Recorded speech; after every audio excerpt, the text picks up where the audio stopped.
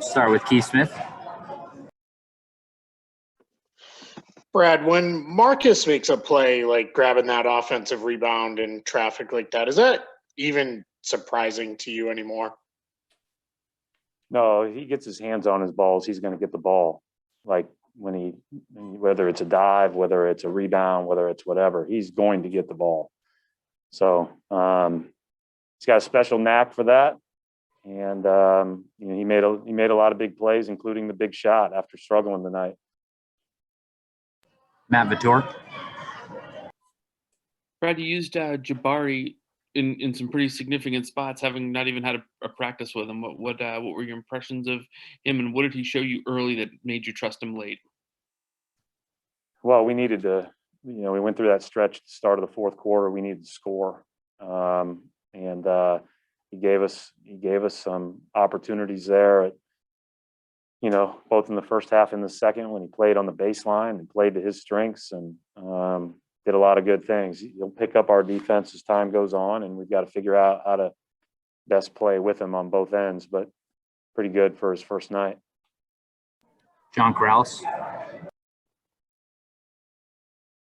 Brad, obviously, Jayson carried you in that first half when things weren't going well for the team. What was happening in that first half, first of all, and then can you just speak to Tatum's just the way he was carrying the team tonight?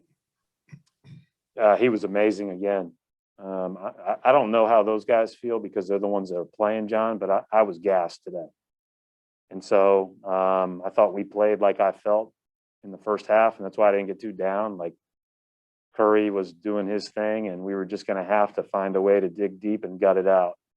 And Tatum's run at the end of the first, and really the 3 for 2 at the end of the first, where we scored, stop, going into halftime, gave us a lot of, I think, juice and like belief, right? Because we were, you could see we weren't perfect early on. We looked like we were moving in mud a little bit, but then he went to a different level, and he was unbelievable. Tim Bontemps. Brad, I apologize if you got asked this already, but you've talked a lot over the past couple of weeks about the fight that your team has had and how it's been a little different than early in the season. And like you said, given the legs you guys had coming off this road trip, being down early, is this kind of another example of some of that stuff that maybe you wouldn't have had 4 or 6 weeks ago? Well, again, I think the number one reason for our little run here is we've been, for the most part, healthier. Now, tonight we were a little bit less, but we just missed a lot of guys early in the year. And I know that sounds like a excuse. I hope it doesn't. I mean, I think what we tried to do was, stay afloat as well as we could, and hope that we get to a time where we get a little bit healthier and can put together some weeks of good basketball. Throughout all that, our guys have done an incredible job of staying together. And when that happens, and then you get a little momentum, then you have a tendency to respond when you don't feel great. And so we have a little bit of momentum from, we've been down 14 at Denver, 17 against Minnesota, down in every game. So I don't see us really worrying about that, and I see good resolve. Jared Weiss.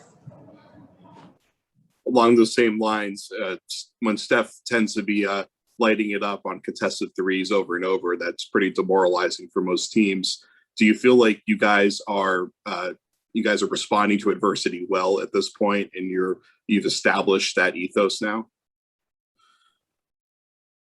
A lot of adverse things in the world, a lot bigger than watching Steph Curry shoot threes. So, the smallest part of me enjoys it. I just hate competing against him. But man, do I love watching him. He is as fun to watch as any player because of his creativity, his mastery of shooting. And you just never feel good when you're an opponent. You always feel like you're the next line of a fairy tale. And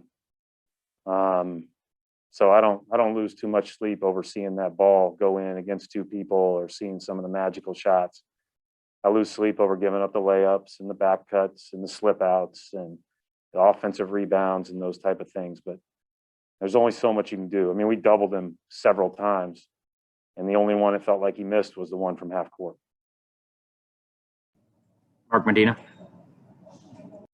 Hey, Brad, I know that obviously Jalen's out today, but throughout the course of this season, the production that Tatum and Brown have shown speaks for itself. But what else has jumped out to you with the kind of leadership they've shown through the ups and downs of this year? Well, number one, we've said this several times in Boston. The number one way you can lead is by example. And the next thing is, how do you lift each other up? How do you lift others up? And that's especially telling when times are toughest. And we've dealt with some times.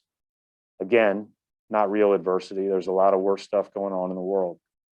But we've stuck together, and that's given us a chance to play better. We've committed to playing better, and we have as we've gotten healthier. We missed a lot of guys tonight, Jalen, Rob, and Evan. But again, once you establish some momentum,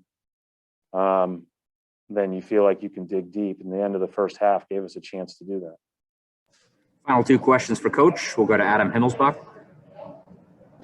Brad, that was a pretty significant challenge there where they would have had a chance to go up 7 with a little over 3 minutes left. And it didn't look like Kemba said anything to you. It was just the replay. You saw him kick his leg out and how that transpired.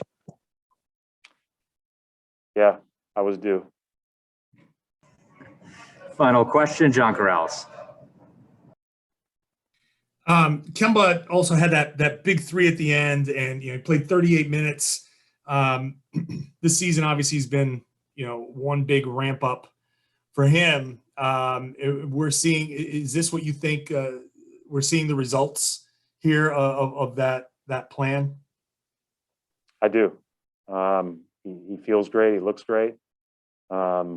We've stuck with it. And, I said earlier, we're not going to chase seeding and do anything that would, not have our players feeling great if we get a chance to make the playoffs and ultimately compete in them. So, hopefully he can keep ramping it up, play a couple more games that are 38 to 40 minutes, but also sprinkle in a lot of 30 to 32s out of the next 15. We'll wrap it up right there. Thanks, Coach.